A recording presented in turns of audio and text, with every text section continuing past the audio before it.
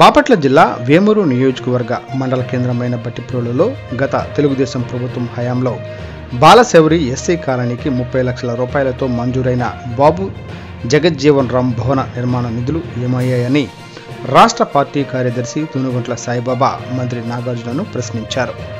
పోరుబాట 8 కార్యక్రమంలో భాగంగా బాలశౌరి కాలనీలో బాబు జగజ్జీవన్ రామ్ భవన నిర్మాణ స్థలాన్ని సాయిబాబా పరిశీలించి స్థానికులతో మాట్లాడారు. గత ప్రభుత్వం 5 సంవత్సరాల కాలంలో కాలయాపన చేసి బట్టిప్రోలుకు వచ్చిన లక్షల నిధులను నిరుపయోగం చేయడంలో మంత్రి నాగార్జున కృతనిత్యులు అయ్యారని, ఈ కార్యక్రమంలో అధిక సంఖ్యలో టీడీపీ నాయకులు, కార్యకర్తలు, అభిమానులు పాల్గొన్నారు.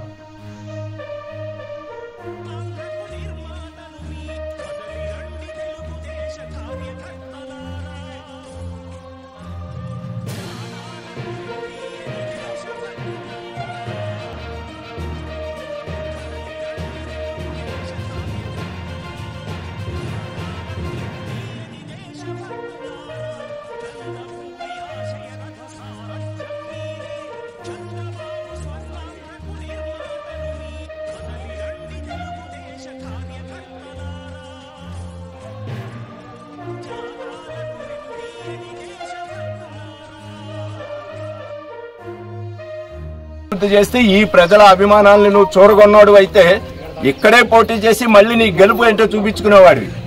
నువ్వు తోక ముడుచుకుని ఎక్కడికో పారిపోయి ఇక్కడ నేను అభివృద్ధి చేశానంటే ఈ ప్రజలందరూ రెడీగా ఉన్నారు. ఏమి చెయ్యాలో ఎలా చెప్పాలో సమాధానం సిద్ధంగా ఉన్నారు. మరి ఈ సందర్భంగా ఇక్కడ దళితవాడ ప్రజలందరికీ కూడా నేను చెప్పేది, మీకోసం 30 లక్షల రూపాయలతో కేటాయించినటువంటి ఒక మేజర్ పని.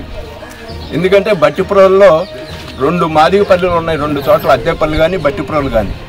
మరి వీళ్ళందరూ రోడ్ల మీద చేసుకోవటమే తప్ప వీళ్ళకంటూ ఏ వసతి లేదు. మరి అలాంటి వాళ్ళకి ఏదైనా ఒక గూడులాగా కట్టించాలనేదే మా సంకల్పం. ఆ ఆలోచనతోనే డబ్బులు శాంక్షన్ చేస్తే ఎవరో ఒకళ్ళు దాన్ని సద్వినియోగం చేసుకుంటారు, కట్టి పెడదామనే ఉద్దేశంతో మేము ఈ ప్రయత్నం చేస్తే మరి నాగార్జున గారు కావాలని చెప్పని దళితులను మోసగించే ఉద్దేశంతో ఈ 30 లక్షల రూపాయలు ఇక్కడ, 50 లక్షల రూపాయలు అక్కడ దీన్ని క్యాన్సిల్ చేసి మురగపెట్టినటువంటి నేపథ్యంలో మళ్ళా మేము ప్రజల దృష్టికి ఈ సమస్యను తీసుకొస్తాను ముందుకు వచ్చాం. మరి ఈ సందర్భంగా ఇక్కడున్న దళితవాడ ప్రజలు కావచ్చు, గ్రామ ప్రజలు కావచ్చు, ఆలోచించండి. ఇలాంటి ఈ కోట్ల రూపాయల నిధులు తెచ్చినటువంటి వాటిని సద్వినియోగం చేయగలిగేటటువంటి స్థితిలో కూడా అధికారంలో ఉన్నటువంటి ఎమ్మెల్యేగా, మంత్రిగా చేయలేనటువంటి స్థితి ఈ రోజు వేమూరు నియోజకవర్గంలో కనిపిస్తా ఉంది. కాబట్టి మళ్ళీ వీటన్నిటినీ పునరుద్ధరించాలన్నా, మళ్ళీ ఈ పనులన్నీ గ్రామంలో ఆగిపోయిన అభివృద్ధి పనులన్నీ కొనసాగాలన్నా, మళ్ళా తిరిగి తెలుగుదేశం పార్టీకి వేమూరులో నక్క ఆనందబాబు గారికి మనందరం మద్దతు తెలిపి ఆగిపోయిన సమస్యలన్నింటినీ కూడా తిరిగి పూర్తి చేసుకునేటటువంటి దిశలో ఈ సందర్భంగా మరి ఇక్కడ పక్కనే ఈ కాలనీలో ఒక స్థానిక సమస్యతో ఒక రోడ్డు ఆగిపోయింది పక్కన ఉన్న బజార్లో. ఈ సమస్యకి ఈ నాయకులు వచ్చి మేము ఏదో చేస్తాం. అందరికీ నమస్కారం. ఈరోజు బట్టిప్రోలు తెలుగుదేశం పార్టీ ఆధ్వర్యంలో పోరుబాట 8 పేరుతో ఈ రోజున ఒక సమస్యని ప్రజల దృష్టికి, ప్రభుత్వం దృష్టికి తీసుకొచ్చేటటువంటి ఉద్దేశంతో ఈ పోరుబాట కార్యక్రమం నిర్వహించడం జరుగుతూ ఉంది. దీంట్లో ముఖ్యంగా ఈరోజు తీసుకున్నటువంటి సమస్య బట్టిప్రోలు దళితవాడల్లో ఒకటి మాదిగపల్లిగా ఉన్నటువంటి బాలశౌరి ఎస్సీ కాలనీ. ఈ కాలనీ గత 10 సంవత్సరాల క్రితం నుంచి ఇక్కడ వీళ్ళందరికీ కూడా దళితులకి ఇళ్ల స్థలాలు ఇప్పించటం, మెరకలు తోలించి వాళ్ళు ఇళ్ళు కట్టుకోవటం, వాళ్ళకు కావాల్సిన మౌలిక వసతులు, రోడ్లు, మంచినీళ్లు, కరెంటు అన్ని సదుపాయాలు కల్పించడం జరిగింది. అయితే దీంతో పాటు వాళ్ళ కమ్యూనిటీకి సంబంధించినటువంటిది మరి చర్చిగా ఒక కమ్యూనిటీ భవనాన్ని కూడా దాదాపు ఒక 10-12 లక్షలతో నిర్మించి వాళ్ళకి ఈ కాలనీ వాసులకు ఇవ్వటం జరిగింది. అయితే తర్వాత వీళ్ళందరూకి ఏదైనా శుభకార్యాలు, పెళ్లిళ్ళు, పేరంటాలు చేసుకునేటటువంటి సందర్భంలో మరి వీళ్ళు రోడ్డు మీద చేసుకోవటం లేదా కట్ట మీద చేసుకునే పరిస్థితి వీళ్ళందరిది. దీనికి ఏదైనా ఒక ఆలోచన చేయాలని చెప్పని గత తెలుగుదేశం ప్రభుత్వ హయాంలో ఒక 30 లక్షల రూపాయలు బాబు జగజీవన్ రామ్ భవన్ పేరుతో ఈ కాలనీకి 30 లక్షల రూపాయలతో ఒక గ్రాంట్ మంజూరు చేసి అది 2019 ఫిబ్రవరి 15వ తారీఖున గవర్నమెంట్ ఒక జీవో ఇష్యూ చేసింది. సోషల్ వెల్ఫేర్ డిపార్ట్మెంట్లో సబ్ప్లాన్ నిధుల నుంచి 30 లక్షల రూపాయలు విడుదల చేస్తూ ప్రభుత్వం ఇచ్చినటువంటి జీవో ఇది.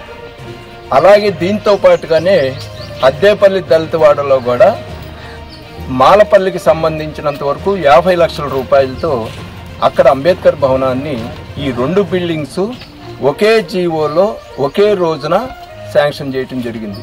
50 లక్షలు అక్కడ, 30 లక్షలు ఇక్కడ. అంటే ఈ దళితవాడలకి సంబంధించి మాలపల్లి మాదిగపల్లి రెండిటికి కలిపి సుమారుగా 80 లక్షల రూపాయలు ఒక్క రోజున జీవో ఇష్యూ చేసి ఆ డబ్బుల్ని ఆ హెడ్ ఆఫ్ అకౌంట్లో గవర్నమెంట్ జమ చేయటం జరిగింది.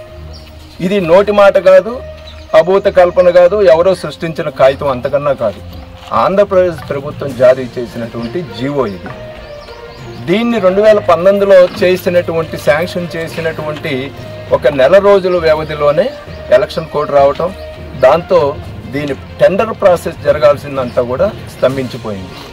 తర్వాత గవర్నమెంట్ మారటం, మారినటువంటి గవర్నమెంట్ తర్వాత వచ్చినటువంటి ఇక్కడ స్థానికంగా ఉన్న ప్రజాప్రతినిధి ఎమ్మెల్యేగా ఉన్న మేరుగు నాగార్జున గారు ఈ సమస్యలు ఏది పట్టించుకోవాలి. మేము తీసుకొచ్చి డబ్బులు శాంక్షన్ చేయించినటువంటి పనులు ఆయన ప్రత్యేక మళ్ళీ కృషి చేసి డబ్బులు తెచ్చుకోవాల్సిన అవసరం లేదు.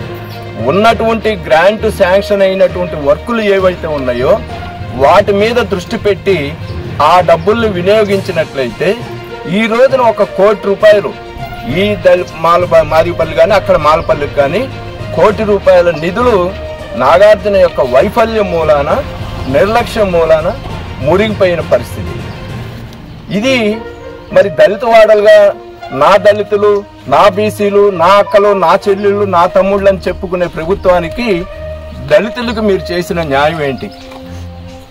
ఇచ్చినటువంటి తెచ్చినటువంటి డబ్బుల్ని కూడా మీరు సక్రమంగా వినియోగించలేనటువంటి అసమర్థపు స్థితిలో మరి ఇక్కడ మంత్రిగా ఎమ్మెల్యేగా ఉన్నటువంటి వ్యక్తి ఉన్నాడు అని అంటే ఇది దళితుల్ని మోసం చేయటం కాదా?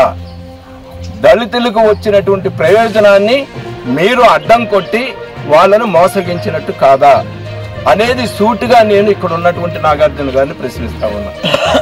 లేదు, స్థానిక నాయకత్వం, అధికార పార్టీలో ఉన్నటువంటి నాయకులు జబ్బలు జరుపుకునేటటువంటి వాళ్ళు ఈ సమస్యల పట్ల మీకెటు డబ్బులు తేవటం చేత కాదు, తెప్పించే విధానం అంతకన్నా చేత కాదు. వచ్చిన డబ్బుల్ని కూడా మీరు వినియోగించలేని స్థితిలో ఉన్నారు అని అంటే ఈ ప్రజల పట్ల, ఈ ప్రజల సమస్యల పట్ల మీ చిత్తశుద్ధి ఏంటి అనేది ఈ సందర్భంగా